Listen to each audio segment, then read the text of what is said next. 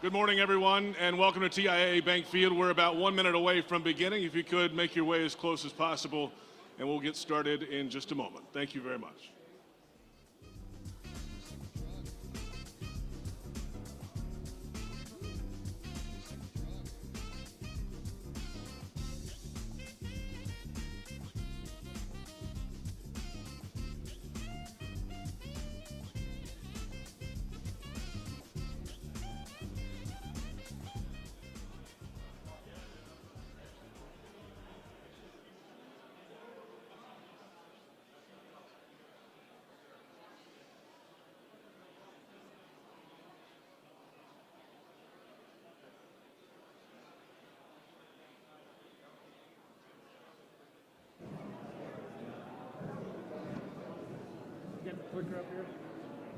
I don't need that.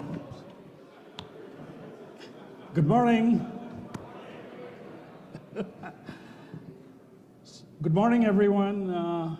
My name is Shad Khan, and some people I don't know, okay? So I've got to make sure we're proper and I'm introduced. So, and I've been looking forward to this day for a long time. I'm excited, optimistic, feel great, and yes, I want to go first. So before I begin, our guests, news media here, thanks for coming. And for everyone online, I'm grateful that you're joining us this morning. The challenges we experienced on the field and in our lives, 2020, we fully understand that, and I don't want to suggest that 2021 is automatically everything's going to be okay. But we are making excellent progress, the fight against COVID-19, and with progress comes energy, hope, and in 2021, that extends to the Jaguars and our hometown of Jacksonville, Florida. We are at the doorstep of a new era of football. I hope you agree. This doesn't look like, thank you.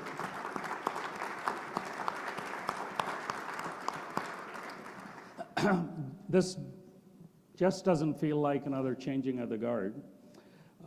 This indeed is a new era. Urban, proven winner, so is Trent. Our first round draft choices, Trevor, Travis, they're proven winners. Set the stage for the Jaguars moving forward. And the sense of anticipation for the Jaguars isn't just limited to Duval. We are of global interest. We will be a destination for the fans and news media throughout the world. And that's just for the training camp. So, I mean, I get that, and I know really doesn't matter if we don't win, but we can't start winning until we start playing the games. So, looking forward to September, obviously. But until then, I'm proud of the work being put in by Urban, Trent, our players, and I'm really, really happy for the fans. I'm thankful to each and every one of our fans for sticking with us, especially through the difficult season, and I'm confident of the rewards ahead. And I'm thrilled for our city and the community. Put the Jaguars aside for the moment and consider. We have serious momentum here in Jacksonville and in particularly downtown. The Doro Apartments, Dun and Bradstreet, the new FIS headquarters, and the rehab of historical buildings throughout downtown is truly inspiring. There's much more, and when you add the promising future of the Jaguars to all that's happening, it certainly makes me happy and makes me really proud. But one thing about momentum, though, is you can't bank it, and you can lose it. And we don't want to do either. We have the momentum, and we're going to build upon it. So with that, and to tell you more about our plan and to build on this generational momentum that we enjoy today, here is President of the Jaguars, Mark Lamping.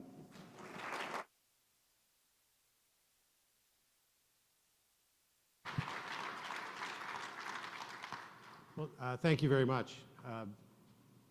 You know, since the inception of the Jaguars back in the mid-90s, part of this franchise's DNA has been to be very involved in the community. That has not changed over the 25-plus years of the Jaguars here.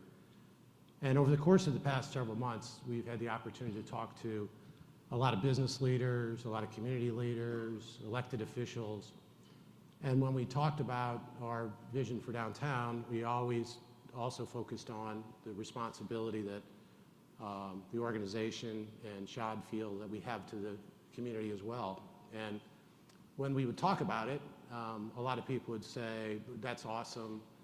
And many times they'd say, I wasn't really aware of the depth of your involvement in the community.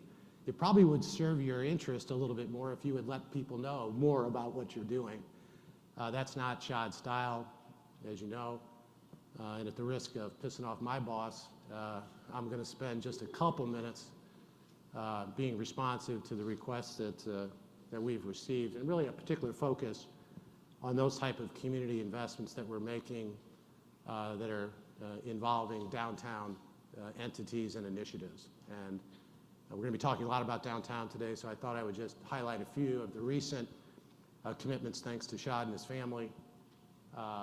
You know, joined with other companies here in Jacksonville to help make Lift Every Voice and Sing Park a possibility. Really proud to partner with Lift Jacks to help our neighbors to the north in the out east neighborhood. Shad and his family made a very sizable lead pledge to help bring a world-class museum of Science and History to the North Bank.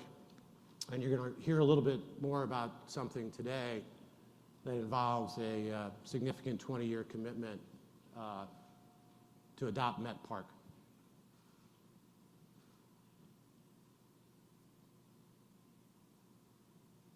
So let's begin with the Shipyards. As many of you know, that was quite a bustling industrial area for many, many years. But unfortunately, for too many decades, it's now you know, a great region of opportunity. And you know, we have a tremendous amount of undeveloped property on the north bank of one of this country's most historic rivers. And we're going to start our conversation today with the Shipyards. The first thing I'd like to do is to sort of focus your attention. Let's start at the bottom of this chart, that large rectangle that goes from west to east, that's in yellow. For the purposes of this presentation, we'll call it the Downtown Riverfront Development Zone. And then you'll see a teal rectangle that goes north and south from the banks of the St. Johns River up to the Arlington Expressway. We're going to be talking a lot today about the confluence of those two rectangles. But first, I want to make sure that everyone understands the development that we're talking about does not infringe on the existing Met Park property. And as you look at this, there is a significant amount of additional downtown riverfront parcels that are up for others to decide what should happen to those parcels. Plenty of room for other development if that's the direction it should go. Plenty of room for parks if that's the direction it should go. And as I said, that's for others to decide, not the Jacksonville Jaguars. Let me start with Met Park. As I mentioned, our project does not include any development on the current site of Met Park. A lot of people were confused about that, so I'm taking the opportunity to hopefully dispel any rumors. But also as we've had a chance to spend a lot of time in Met Park and observe its current condition, and the fact it's right next door to where the Jaguars are headquartered. We are going to adopt Met Park through the City of Jacksonville's private park adoption program. We're committed to providing $200,000 a year to the city of Jacksonville to help keep Met Park clean, safe, and well-maintained. In addition to that, we're fully supportive of the Jesse Ball DuPont Fund and the city of Jacksonville's efforts to activate Met Park, but also the entire riverfront area, throughout the downtown corridor. So what's our plan? Our plan is really two steps.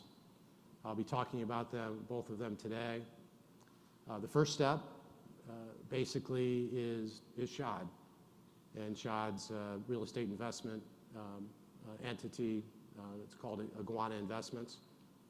And then the second step is a partnership with Baptist Health, which I'll introduce and then give you the opportunity to hear from the newly named permanent president and CEO of Baptist Health, Michael Meyer.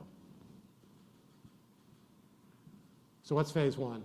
It begins with a Four Seasons hotel and residences, 176 guest rooms, 25 condominiums, a 5-star spa, multiple restaurants, a ballroom, meeting space, as well as all the other amenities that you would expect from a Four Seasons hotel. One of the interesting things about the Four Seasons business model is it's not necessarily driven exclusively by people renting hotel rooms, or in this case, renting hotel rooms or buying condominiums. It's really based on attracting local customers to come and enjoy the Four Seasons. So that's why most Four Seasons you'll see really highly rated restaurants.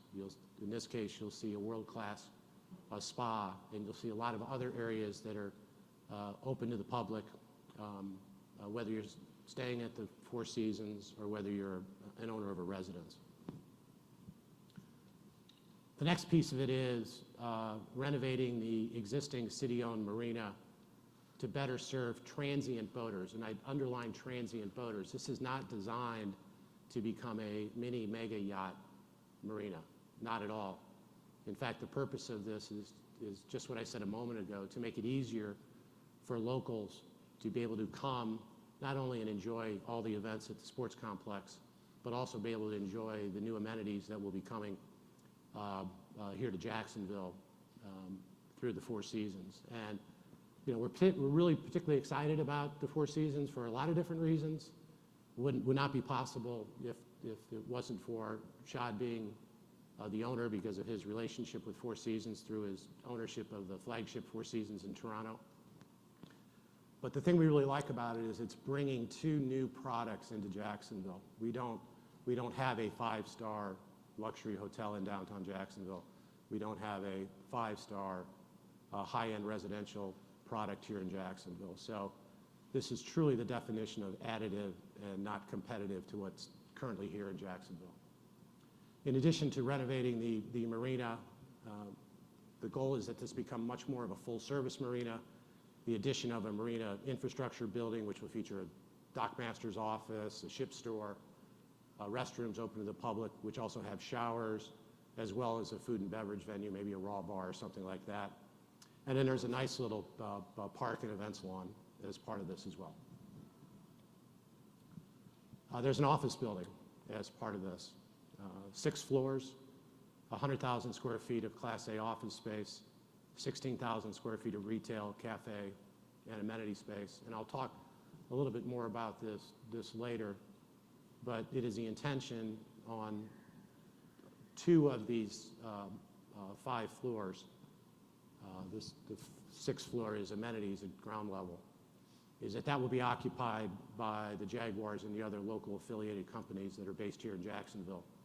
So 2 of those floors will be the business operations of the Jaguars will be moving out of the stadium into this office building, and then we will be bringing in third-party tenants for the other 60% of the building, targeting specifically companies that would make sense to be located next to the Jaguars, and hopefully attracting companies certainly from outside of the downtown core and hopefully from outside of Jacksonville.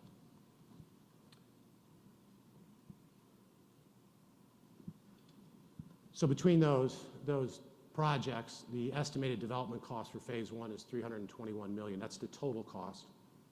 The private investment piece will be a very significant percentage of that, but where we ultimately end up with that, if we end up with it, would be through the DIA process, which we're currently in the middle of. All of these plans will also go in front of the DDRB. One of the things I did want to mention is that based on either criteria of number of employees that are added or the amount of private investment, this project will be classified as a mega project. And in fact, it will exceed both of those criteria. We'll be creating well in excess of 500 new jobs, and the private investment will be well in excess of 200 million. In fact, we're looking at the creation of 1,500 new jobs. As part of our submissions to DIA, they've received a full disclosure on all marketing and resiliency studies, complete construction cost estimates, all operating projections, as well as developer IRR calculations. And at least as far as our application is concerned, the project as we have presented it demonstrates a positive ROI for the city and its taxpayers. Again, that's our submission. I'm not suggesting that we have reached the conclusion with DIA. I'm sure there's a long way to go, as I see Laurie smiling in the crowd. The second step on this is a partnership with Baptist Health and the Jacksonville Orthopedic Institute. It's a 42,000 square foot orthopedic sports medicine complex featuring advanced medical care for sports injury, recovery and prevention, as well as optimal performance training.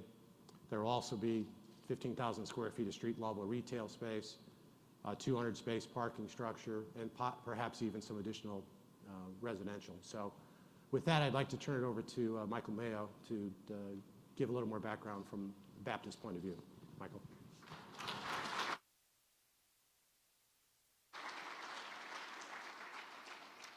Thanks, Mark, and thanks you, Shad, for having us here today. Baptist has had a long-standing relationship with the Jaguars in our city. In fact, it goes back all the way to 1993. It's an honor for us to have been and serve as the official healthcare provider for the Jacksonville Jaguars for all of these years. In fact, I see in the audience my friend and colleague, Dr. Kevin Kaplan. Kevin is the head team physician of the Jacksonville Jaguars. Kevin, thank you for being here today. Kevin is a sports medicine specialist and an orthopedic surgeon with Baptist Specialty Group, Jacksonville Orthopedic Institute. From day one, the vision and the community spirit that the Jaguars have brought to us has transformed our city.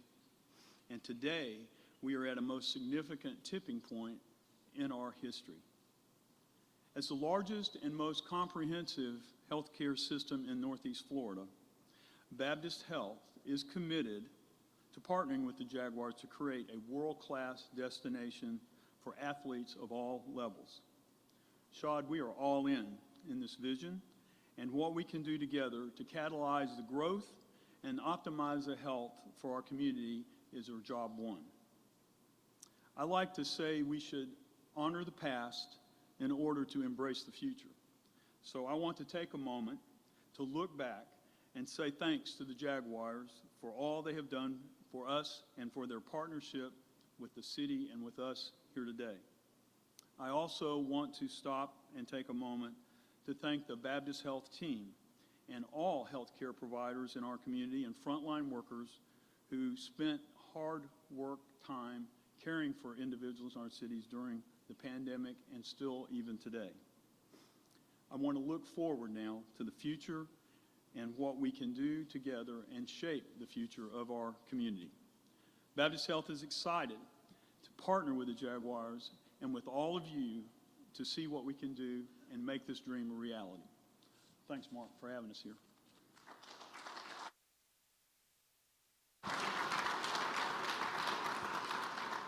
Thank you, Michael.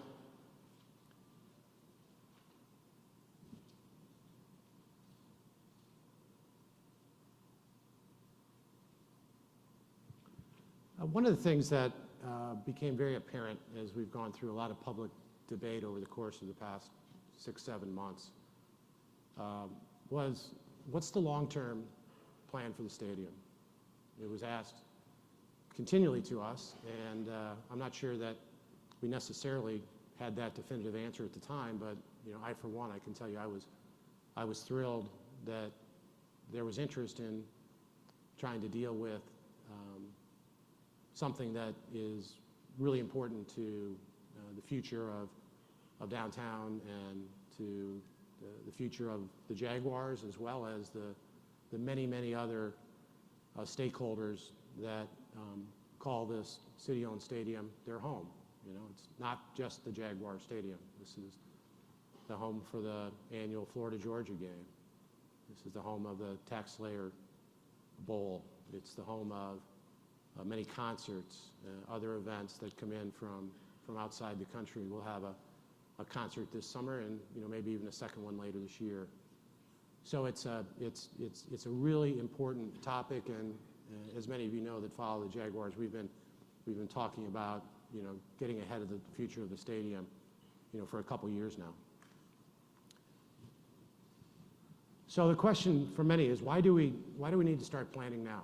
The Jaguars still have 9 years left on their lease, and why is it important to begin planning now? Well, first, the age of our stadium, but probably more important than the age of the stadium is the byproduct of the age of the stadium, and that's the capital required to keep the current stadium operating at acceptable levels. That continues to increase year by year as the stadium gets older and older.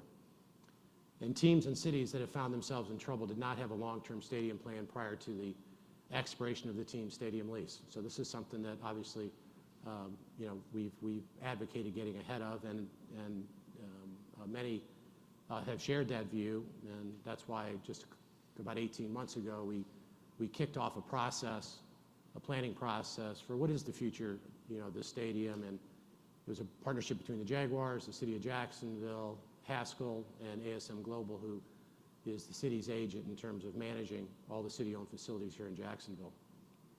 So it's a 5-phase process. It starts with assessing the current building, and then building a model, and then talking to stakeholders, benchmarking best practices, trying to figure out what do our fans want, what does the city want, what do the other stakeholders want in the future of the stadium, how do we respond to conditions that have changed drastically, and they've even changed drastically over the course of the last 18 months, and then get into a process of evaluating some design proposals, and then finally making a decision. One of the great news, and we've completed the first phase, and we've almost completed the second phase. The first phase was the facility condition assessment, and that's completed. In many respects, that was one of the most important parts of this entire study. And what that study did is it assessed all the building systems, the structural systems, the mechanical systems, the electrical systems, the plumbing systems.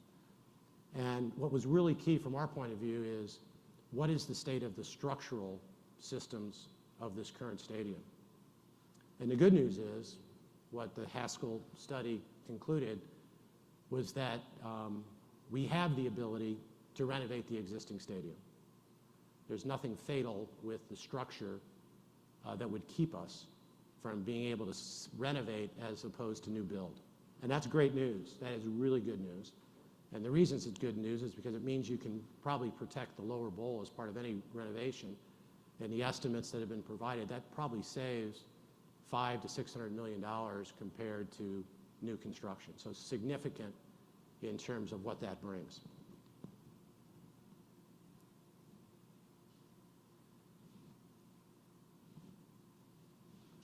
So why is renovation a preferred path?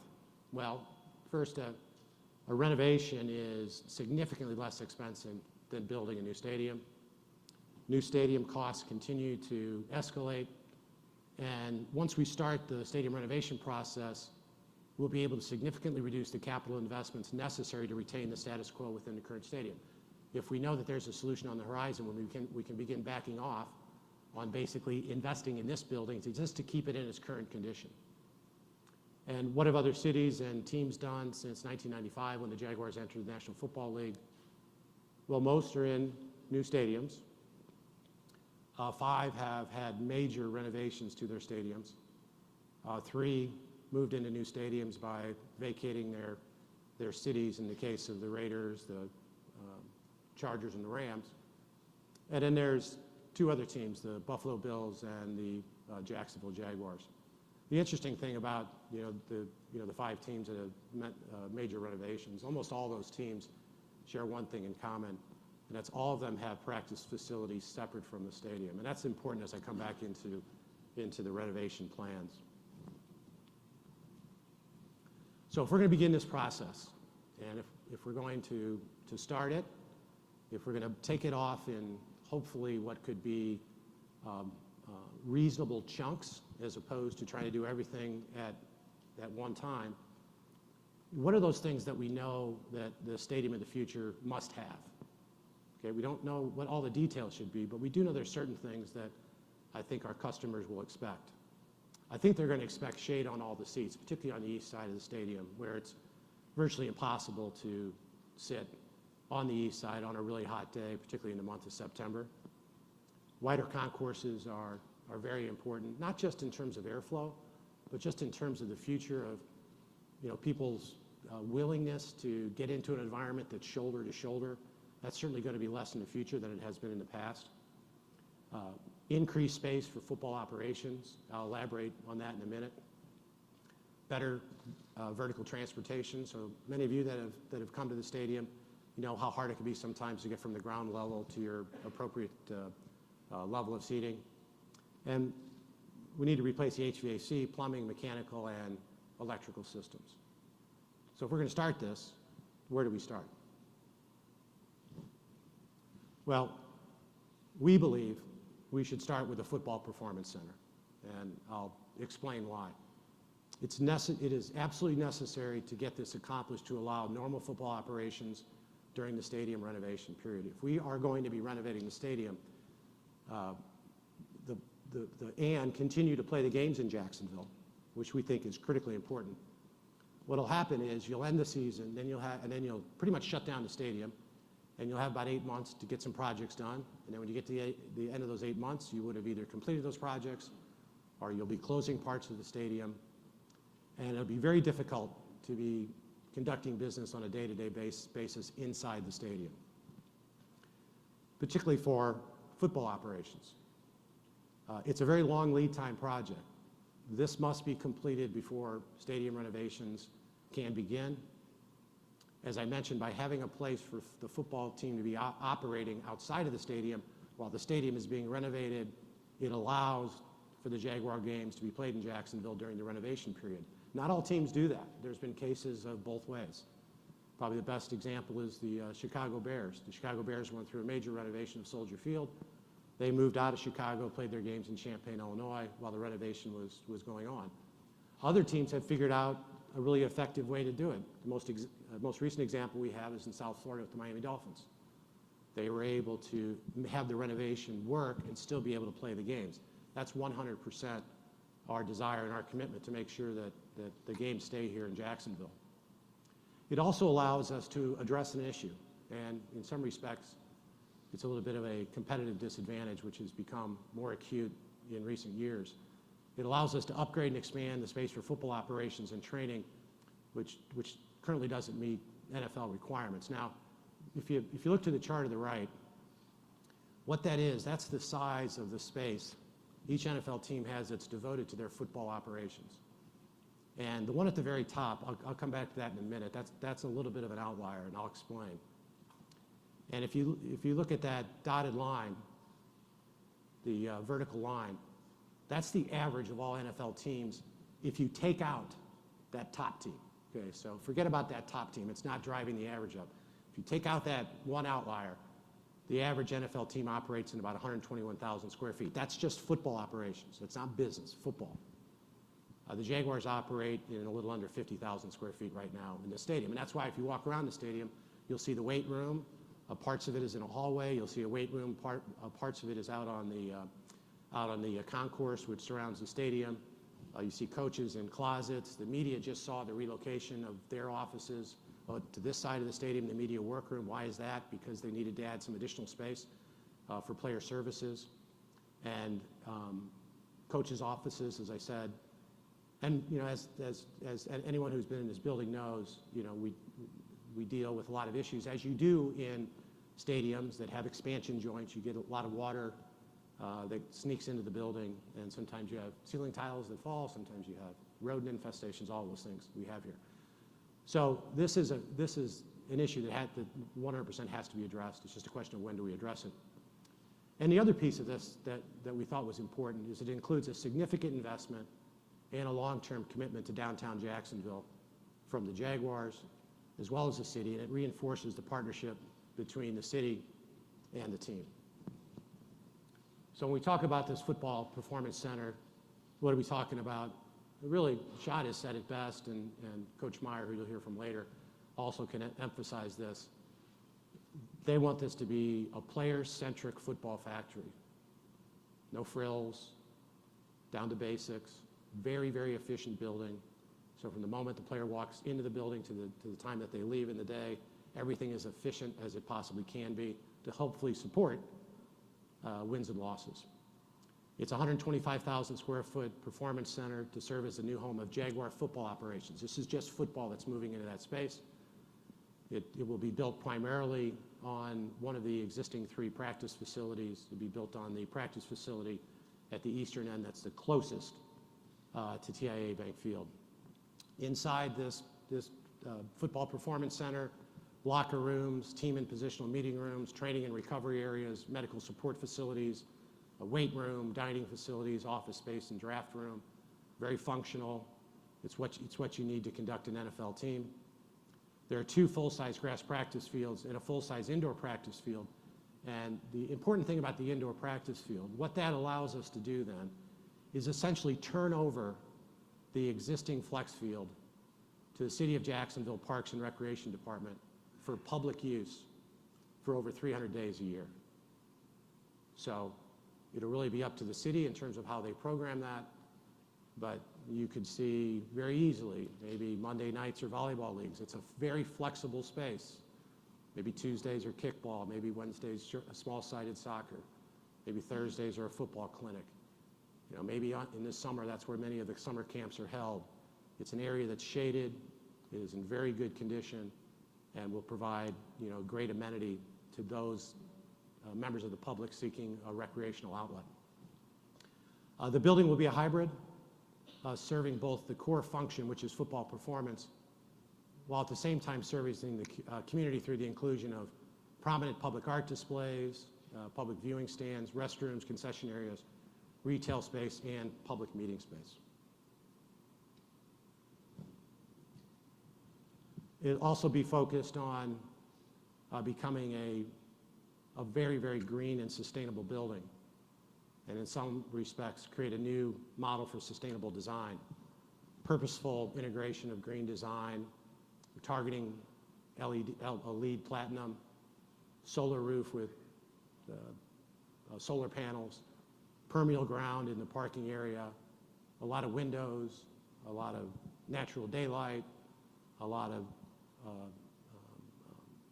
architectural techniques to cool the building down, windows that open to take advantage of the Florida climate. So being a green building is a real priority.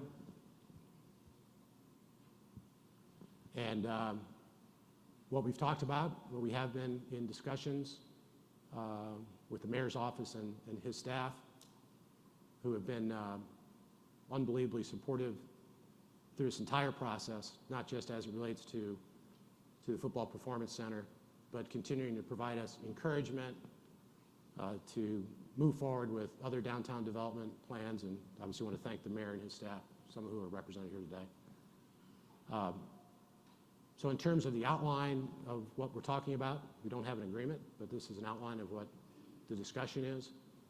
The existing Jaguars 1993 lease requires that the City of Jacksonville provide all necessary football facilities for the Jaguars at the city's cost. In addition, the city is responsible for all ongoing maintenance, capital improvements, as well as certain operating expenses. For example, the utilities. The city pays for the utilities for the lights in our office. This proposed structure provides, not in addition to a significant partnership with the Jaguars, enhanced economics for the city, The total construction cost of this project is estimated $120 million. Our discussion is to split that 50-50 between the City of Jacksonville and the Jaguars. The City of Jacksonville would own the facility and the property. The Jaguars would manage the construction and would be responsible for any cost overruns. Any cost underruns would be shared 50-50 with the city. We hope that's the case. And perhaps most importantly, going forward, the Jaguars will assume all ongoing maintenance, capital improvement, and operating expense responsibilities that currently is the city's responsibility, and we'll do that under a long-term lease agreement.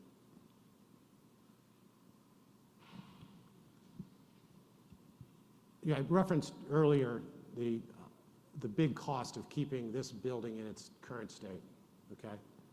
So I think we're faced with a little bit of a question here. There's a couple ways we can go. We can continue to invest in maintaining, what is an average NFL stadium at 100% the city cost. It's the city's responsibility per our lease. In those cases where the Jaguars have invested in the stadium, that was Shad's decision to do that. It was not a requirement. Or do we redirect a large portion of the funds, rather than dumping them into this building, to redirect them into starting this stadium of the future and have those become $50-50 with the Jaguars. What the chart on the right illustrates is what the capital requirements are for this stadium over the next 5 years. And this is not just the Jaguars estimate. This also includes the city's agent in ASM in developing this. And as you can see, over the next 5 years, this building is going to require about $100 million in investment. And if you look at the gold bar, that's the amount of money that is available from a portion of the bed tax that is dedicated to capital investment at the stadium. So you can see a big gap and a big question. And as we look at this, there's no question, if we know that there is a plan, that there is a destination, and we share that commitment with the City of Jacksonville, we'd be able to reduce these investments significantly. Just like at your home, if you knew you were going to replace your driveway someday, you'd live with the cracks in your driveway a little longer. If you knew that your driveway wasn't going to be replaced, you'd probably spend money to fix the cracks in your driveway. And that's, in essence, what we're talking about here.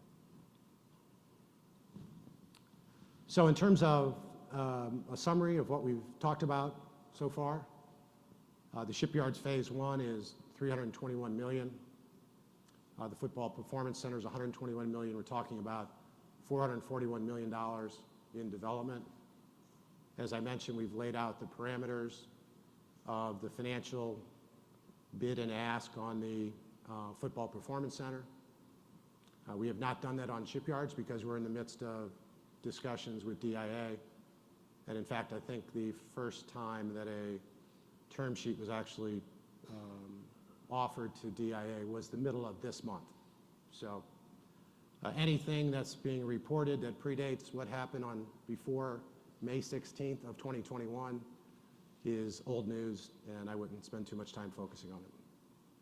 The good news about the project at this point, we're looking at an immediate impact, construction jobs, 7,500, permanent jobs created in excess of 1,500 jobs. We're targeting to have the Football Performance Center complete in advance of the 2023 season, so the summer of 2023.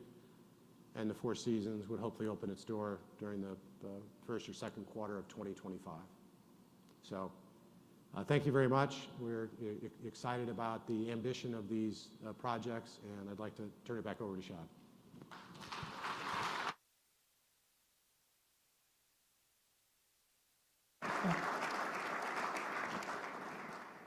Thank you, Mark. My goal for downtown Jacksonville is to be the envy of cities in the U.S. and elsewhere and amaze ourselves in the process. We can reach that goal. In fact, we must. We must expect better from downtown, whether we're arriving on a weekday morning or leaving the stadium after a game or event. We have to imagine what's possible when we schedule a business conference or a weekend getaway, and then have the confidence and the imagination that those expectations are going to be met or exceeded. We must have a downtown with all of this and more, and we must have something to tie it all together and one day be sure that it's going to happen. So that's why I love this first downtown Jacksonville initiative, and that's why I'm privileged to make the formal introduction this morning. First downtown Jacksonville is a brand, a movement, a community, and a call to action all in one. It's where we go to get content, news, invitation, and information on how we can all be a part of it. And we need all of you to be a part of it. So the Jaguars are proud to lead First Downtown Jacksonville. And if we want to really blow past our potential, we all of us need to own it. With that, who better to speak to the importance of owning the moment we're in and see the downtown Jacksonville emerge as a winner than the head coach of your Jacksonville Jaguars, Urban Meyer.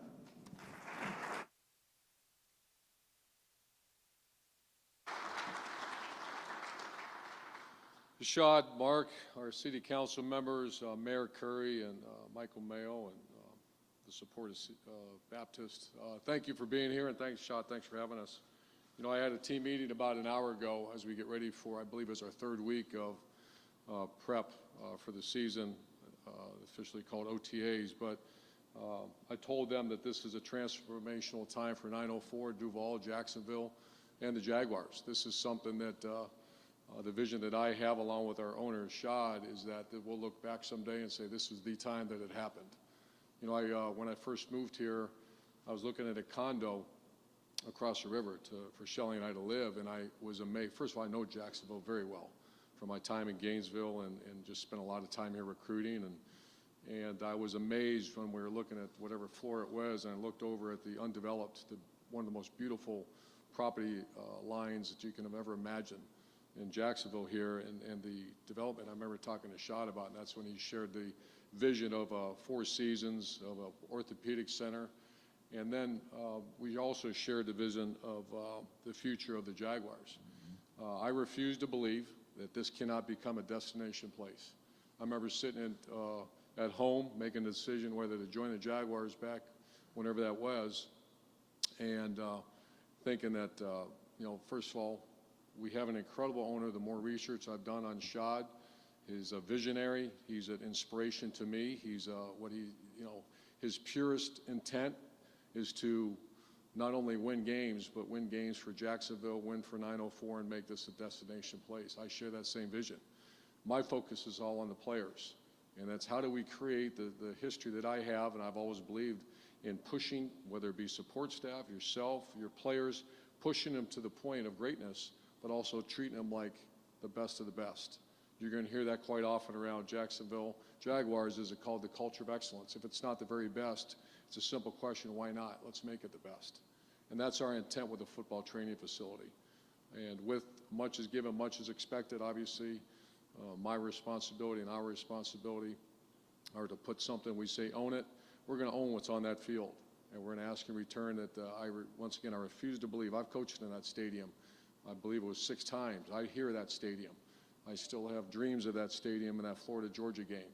And I refuse to believe that can't be one of the most difficult environments in the NFL. I refuse to believe that. For someone to say that can't happen, we'll fight you on that. That can't happen. Now the team has to do their part.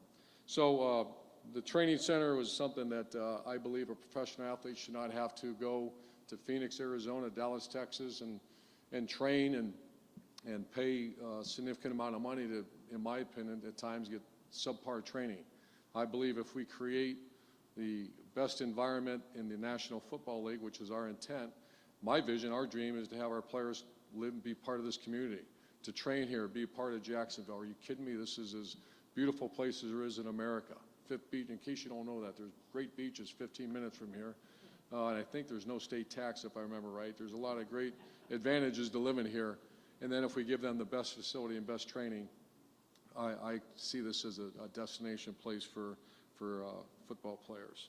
So I appreciate Shad, and I'll just tell you that when I first had the conversation with our owner, there's a lot of reasons why I made a decision to come back and back into coaching, and number one was our owner, without question. Without Shad Khan and the vision that he shares with myself and the city of Jacksonville and the purest intent to make this a destination place, we share that. But also an opportunity to go win and be make a change in this great city. How do you make a great change? There's many, many ways. Our way is to put a football team we all can be proud of. We can all cheer and celebrate a great victory together as a city. And that's our goal, that's our intent. So thanks for having me today. We got to get to work. I got practice here in a little bit, and I think it's media day today, is it? Oh, great. So we get to see you guys out there. So great to have you, great to be with you today. We'll see you out there in the field. Have a great day.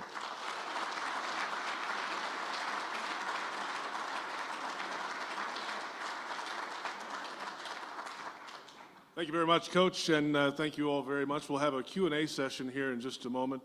Shad Khan, Mark Lamping.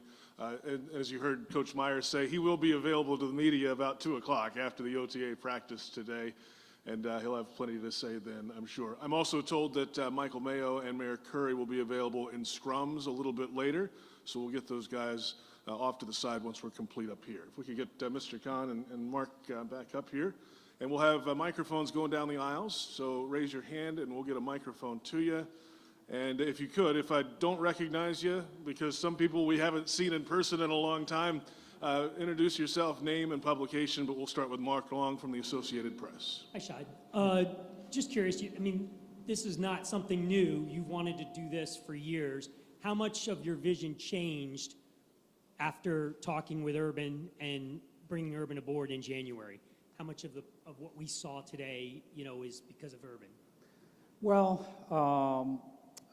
I think it really reinforced, Mark, that, we need to be the catalyst, we need to be the spark to have a change.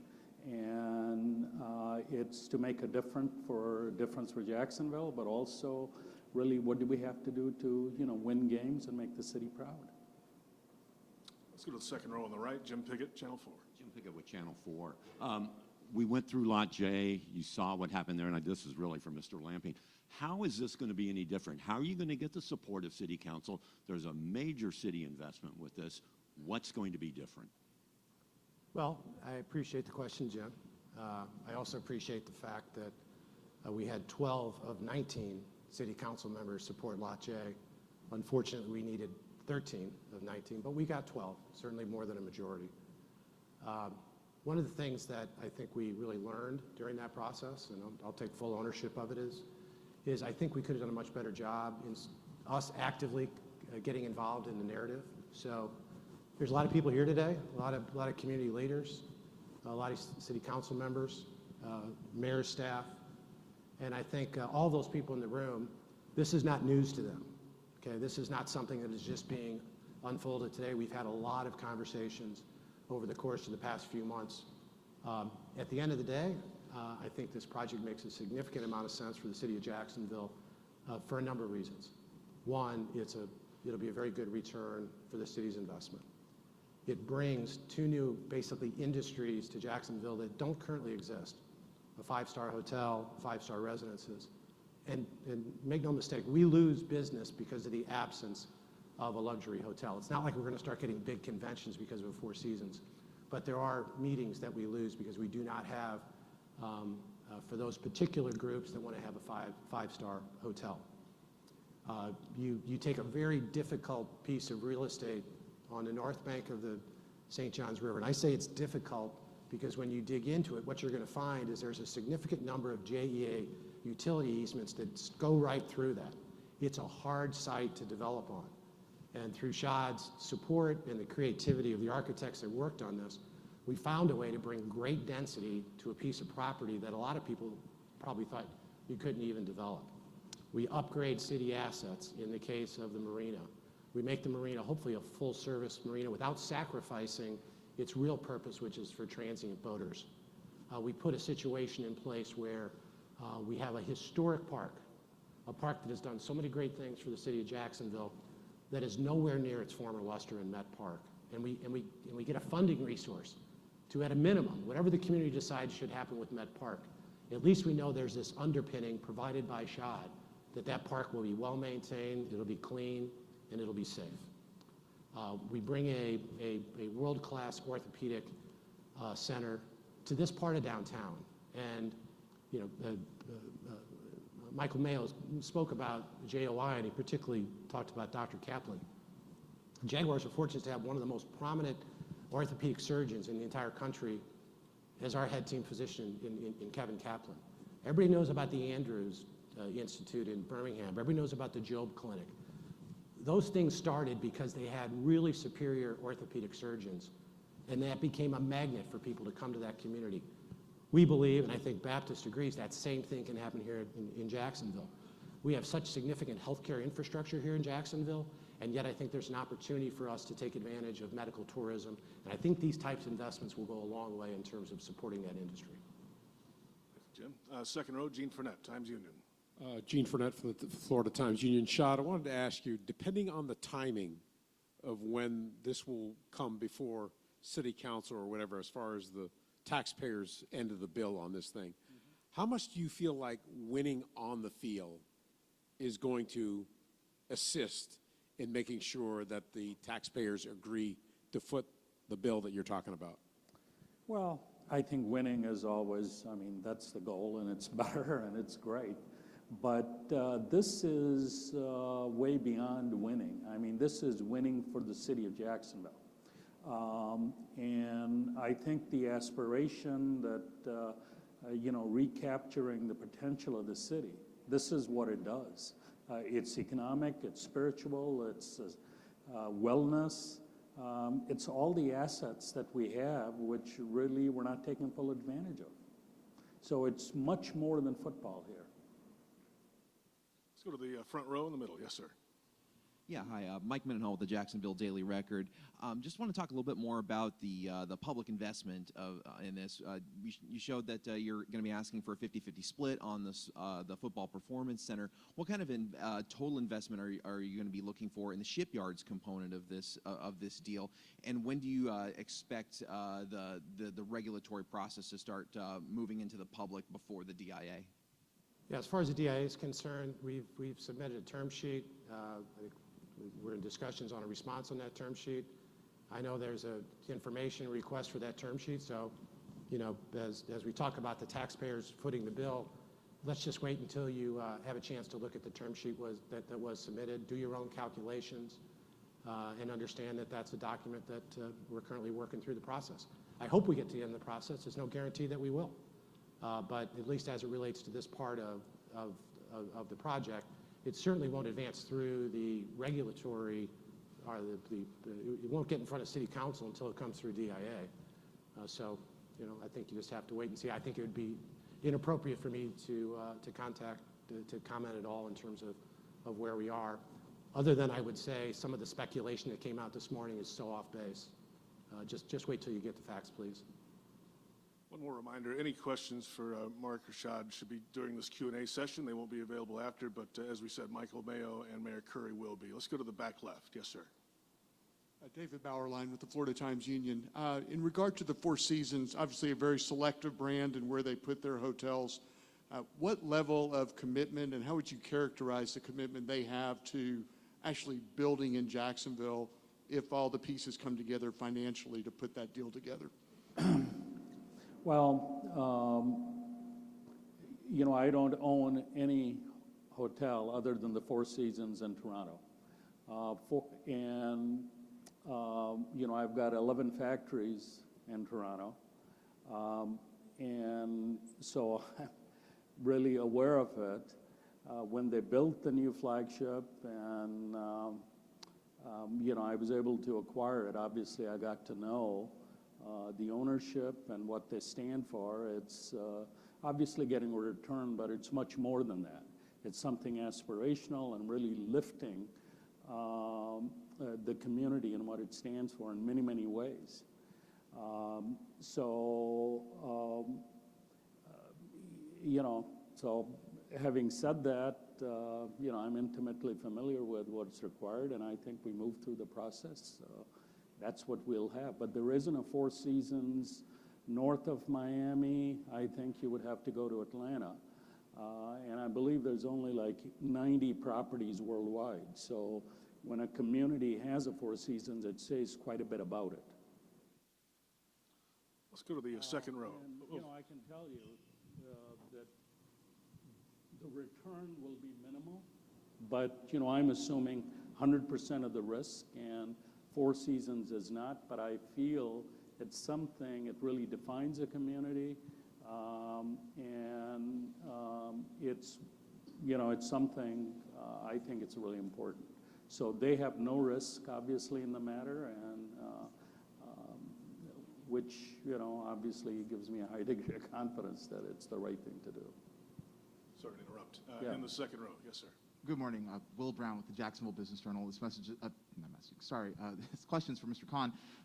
There are multiple proposals to develop downtown. Here's the second one this week that has been proposed to the public. I wanted to get your thoughts on the other proposals that are out there, as well as yours, and what this says that so many people are trying to develop downtown, and your thoughts on being a part of that development. Well, obviously I'm really, heartened that, there is, a lot of other initiatives. But, from my viewpoint, frankly, I think, I've been here 9 years plus. It's minimal. I think it should be a lot more. And so this gives us, obviously the momentum to accelerate the process. Front left, Hayes. Hey, Shad. Hayes Carlin with 1010XL. Yeah. What kind of input will Urban have in the Football Performance Center, and what have you learned from working with Urban Meyer? What have you learned about football from him over these few months here? Well, I think he's had a huge amount of input, obviously. And with him, it's like, I think he articulated that what you have to do to really address all the players' needs and really exceed those, and then expect that, obviously, from them on the effort. We benchmark what other people are doing and, what we're going to do, but he's had a huge amount of impact. So. We've got time for a few more questions. Let's go to the front right. Mia? Real quick, you mentioned concert at TIA Bank, Mark. Mia O'Brien, First Coast News. Yeah, I just real quick for first that and then my actual question, but concert, can you expand upon that? Yeah, it was announced a few weeks ago, Green Day and a few other bands, Weezer, whatever, TIA Bank Field, July. Somebody? Anybody? I know Bueller? you mentioned there might be another one coming. That's why I was like, wait a second, want to make sure it's that one, maybe not a surprise one. Yeah, I think the key word in what I said was might, so I think it would Okay. be unreasonable to Totally. speculate even more. Totally, absolutely. Well, speaking of speculation, I am not an architect, but in speaking with several people, just curious, and I know you alluded to it earlier, your survey of the area along the St. Johns riverfront, in terms of construction, knowing what level of sea level that is, and obviously the challenges of building literally on a river, are you obviously confident that you will be able to build, and what challenges might that present construction-wise? Well, 100% confident because we've done our homework. There's a full resiliency study. If you look at the site plan, in fact, there's a model back there. You can take a look at it. It's very purposeful in its design. It's elevated. That's why we think the environmental cleanup is going to be somewhat minimal because we're really raising it a bit to deal with any anticipated rise in sea level. It also has a really interesting function as it relates to parking at the bottom. I think you heard somebody talking about it in terms of the other downtown initiatives. You have parking sometimes, if you actually do get a water breach, those parking garages serve as basically a space for the water to go, and then when the water goes back down, it's out. But the reality is the Jaguars are going to be putting in the overwhelming majority, Jaguars, Shad, is going to be putting the overwhelming majority of dollars into this project. We have more at risk than anybody else, and we're going to make sure that it's not a project that fails because of environmental situations. Any final questions for Shad or Mark? Right here in the middle. Yes, sir. Let's get a mic to you. Thanks. Jordan with Generation Jaguar. Is there any ideal timeline that you guys have for getting these projects off the ground? I know it has to go through the city, but is there any ideal timeline that you have? Well, the ideal timeline would be yesterday, but that's not achievable. It's really a function of how we advance. These projects are coming forward, in tandem. We think that's important. It's part of a broader vision. Shad referenced some of the things that are important for us going forward. These help support two of those major initiatives, but we can't advance anything on this project until we get through the DIA board. We're not in control of the clock, although, like I said, we've had very, very positive work-related discussions. David, one thing I would say before people start speculating, any city involvement in the project on the shipyards will be conditioned on a five-star hotel. So this idea that you're going to promise a Four Seasons and build a Days Inn, not that there's anything wrong with Days Inn, that simply can't happen, and it won't happen contractually with our agreement. Any final questions? We have time for a couple more. Let's go to the back left, and let's get a mic to you. Yes, sir. How you guys doing? Ben Ryan with Action News Jax. I know they had 12 votes with City Council regarding Lot J, but what did you guys learn from Lot J, and how did it differ moving forward for this one? Well, first, it's a lot easier if you only have one partner to deal with, and that's Shad. No, I think, I personally, learned a lot through this process, and I mentioned it earlier, and, I think, we've been getting a lot of advice, and a lot of advice is you need to be more aggressive in telling your story. Perhaps your reliance on third parties to tell your story hasn't served you as well as it possibly could, okay?